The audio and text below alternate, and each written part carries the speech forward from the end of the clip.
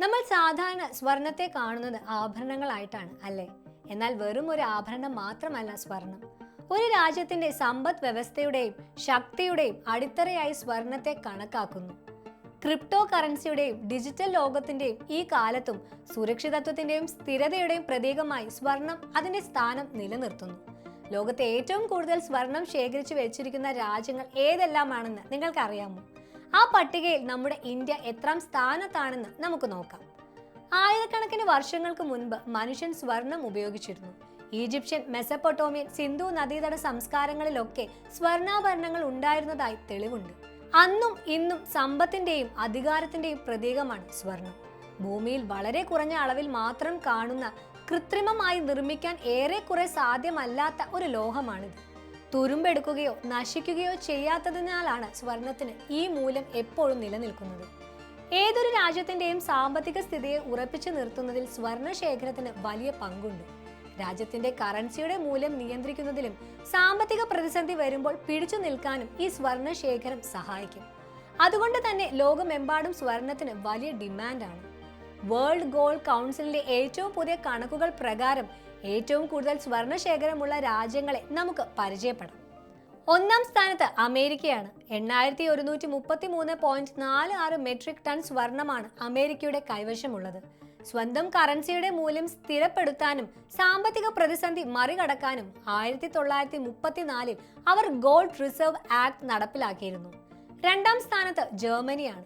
3350.25 metric ton സ്വർണം അവരുടെ കൈവശമുണ്ട്. മൂന്നാം സ്ഥാനത്ത് ഇറ്റലിയാണ്. 2451.84 മെട്രിക് ടൺ സ്വർണവുമായി ഇറ്റലി അവരുടെ സ്ഥാനം നിലനിർത്തുന്നു. നാലാം സ്ഥാനത്ത് ഫ്രാൻസ് ആണ്.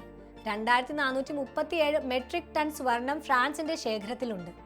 ഏഷ്യൻ ശക്തികളായ ചൈന അഞ്ചാം സ്ഥാനത്താണ്. 2298.53 മെട്രിക് ടൺ സ്വർണമാണ് ചൈനയുടെ കൈവശമുള്ളത്. ആറാം സ്ഥാനത്ത് സ്വിറ്റ്സർലാൻഡ് ആണ്. 2024 കണക്കുകൾ അനുസരിച്ച് 1040 മെട്രിക് ടൺ സ്വർണം സ്വിറ്റ്സർലാൻഡിന്റെ പക്കലുണ്ട്. ഈ പട്ടികയിൽ നമ്മുടെ രാജ്യം ഇന്ത്യ ഏഴാം സ്ഥാനത്താണ്. 2025 രണ്ടാം പാദം വരെയുള്ള റിസർവ് ബാങ്കിന്റെ കണക്കുകൾ പ്രകാരം 879.98 മെട്രിക് ടൺ സ്വർണമാണ് ഇന്ത്യയുടെ ശേഖരത്തിലുള്ളത്. ഡോളറിനെയും മറ്റ് വിദേശ കറൻസികളെയും മാത്രം ആശ്രയിക്കാതെ സ്വർണം ശേഖരിക്കുന്നതിൽ ഇന്ത്യ കൂടുതൽ ശ്രദ്ധ നൽകുന്നുണ്ട്. 2024 ജനുവരി മുതൽ ഒക്ടോബർ വരെ 77 ടൺ സ്വർണമാണ് റിസർവ് ബാങ്ക് വാങ്ങിയത്. ഇത് മറ്റ് പല രാജ്യങ്ങളെക്കാളും കൂടുതലാണ്. എട്ടാം സ്ഥാനത്ത് ജപ്പാനാണ്. 845.97 മെട്രിക് ടൺ സ്വർണം ജപ്പാന്റെ കൈവശമുണ്ട്. മുൻപ് ജപ്പാൻ ഇന്ത്യയേക്കാൾ മുന്നിലായിരുന്നെങ്കിലും റിസർവ് ബാങ്കിന്റെ വർദ്ധിച്ച സ്വർണ ശേഖരം കാരണം കഴിഞ്ഞ വർഷം ജപ്പാൻ എട്ടാം സ്ഥാനത്തേക്ക് മാറി. ഈ 8 രാജ്യങ്ങൾക്ക് പുറമെ നെതർലാൻഡ്, പോളണ്ട് തുടങ്ങിയ രാജ്യങ്ങൾക്കും ഗണ്യമായ സ്വർണ ശേഖരമുണ്ട്. എന്നാൽ ലോകത്ത് 1 ഗ്രാം സ്വർണം പോലും ശേഖരത്തിൽ ഇല്ലാത്ത രാജ്യങ്ങളുമുണ്ട്. അർമേനിയ, ക്രൊയേഷ്യ, നോർവേ, കാനഡ എന്നിവ ഈ കൂട്ടത്തിൽ പെടും. അപ്പോൾ സ്വർണം കേവലം ഒരു ആഭരണമല്ല, ഒരു രാജ്യത്തിന്റെ സാമ്പത്തിക കരുത്തിന്റെ അളവുകൾ കൂടിയാണെന്ന് ഈ വിവരങ്ങളിൽ നിന്ന് നമുക്ക് മനസ്സിലാക്കാം. സ്വർണത്തിന്റെ പ്രാധാന്യം എന്നും അതുപോലെ നിലനിൽക്കുന്നു. ഈ വീഡിയോ നിങ്ങൾക്ക് ഉപകാരപ്പെട്ടെന്ന് കരുതുന്നു. ഇതുപോലെയുള്ള വീഡിയോകൾക്കായി ഈ ചാനൽ ലൈക്ക് ചെയ്യാനും സബ്സ്ക്രൈബ് ചെയ്യാനും മറക്കല്ലേ. നന്ദി.